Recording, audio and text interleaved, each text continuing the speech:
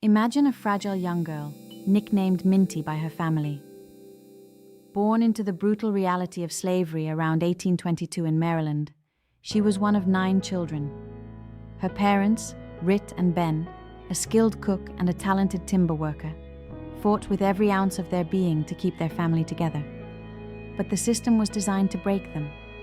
3 of Minty's older sisters were sold away, leaving wounds that would never truly heal. From the tender age of little Minty was hired out to cruel neighbors. She was forced to check muskrat traps in icy marshes, a job that would cause health problems for the rest of her life. Another time she was tasked with watching a baby overnight. If the infant cried, Minty was whipped. One night, exhausted, she fell asleep. The baby wailed, and Minty was lashed mercilessly.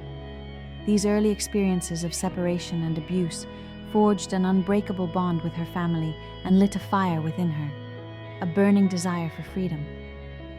As a teenager, this girl's courage began to shine brightly. Around the age of 12, she was at a dry goods store when an overseer chased an enslaved man who was trying to escape. Without a second thought, she stepped into the doorway, blocking the overseer's path. Furious, he hurled a heavy 2-pound iron weight, not at her, but at the man he was chasing.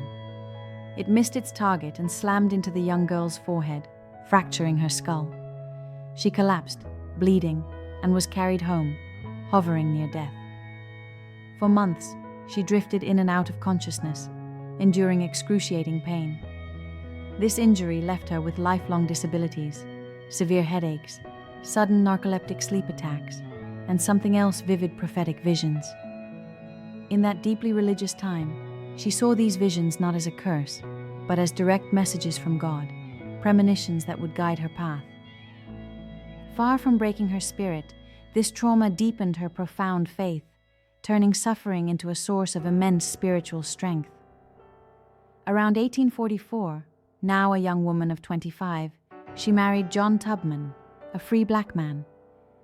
In honor of her mother, she changed her name from Araminta to Harriet, but their marriage was complicated. John was free, but Harriet was not. Under the law, any children they had would be born into slavery, inheriting their mother's status. Harriet dreamed of a real family life with her husband, but the chains of bondage made it impossible. John, however, didn't share her growing urgency to escape. By 1849, Harriet's owner died. Rumors spread like wildfire that she and her brothers would be sold south to the notoriously brutal cotton plantations. Faced with permanent separation from everyone she loved, Harriet made a decision. It was liberty or death. She planned an escape with her brothers, but they got scared and turned back. So she went on alone. Following the North Star, she traveled nearly 90 miles, hiding in swamps and relying on the secret network of safe houses known as the Underground Railroad. When she finally crossed the border into the free state of Pennsylvania, a wave of emotion washed over her. She later said, "I looked at my hands to see if I was the same person. There was such a glory over everything. The sun came like gold through the trees, and I felt like I was in heaven. But that profound joy was incomplete.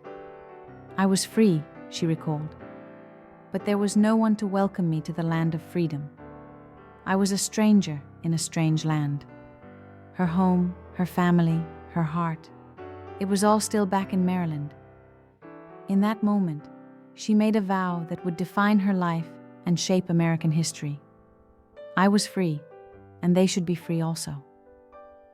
Harriet Tubman became Moses, a legendary conductor on the Underground Railroad.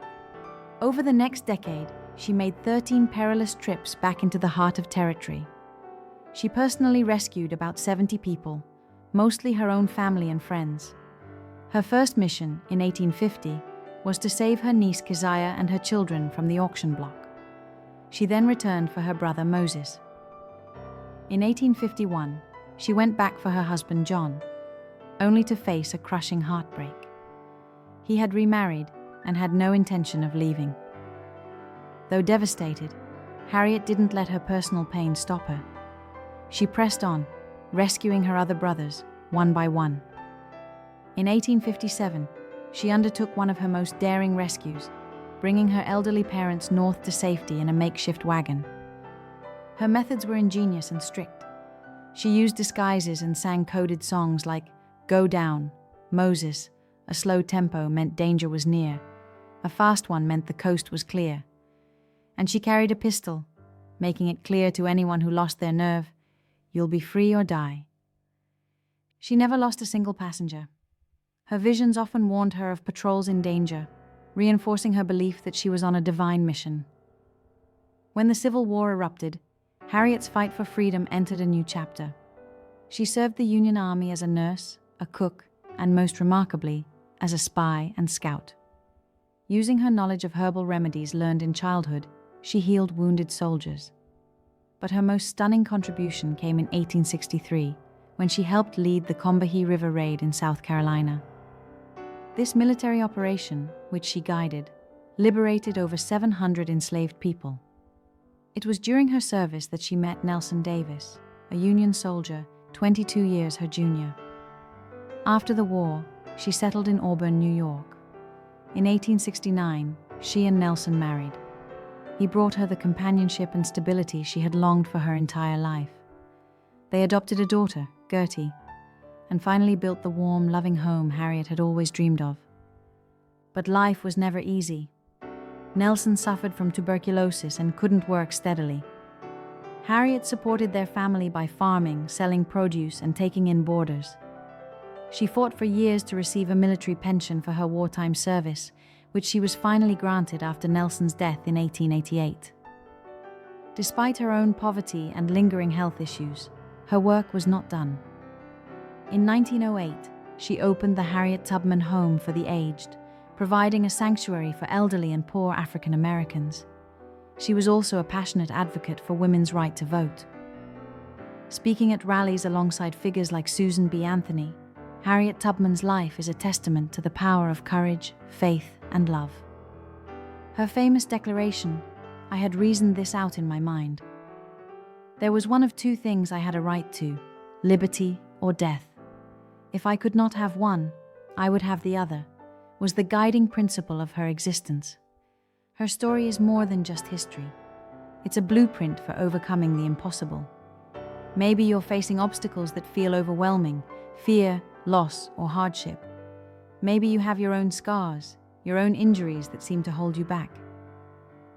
Think of Harriet. She turned a debilitating head injury into a source of divine guidance. She turned the pain of family separation into a lifelong mission to bring them to freedom. So, how can we apply her lessons? First, find your North Star. This could be your faith, your family, your passion, or a dream you refuse to let die. When you feel like giving up, remember Harriet's rule: you'll be free or die. Keep moving forward.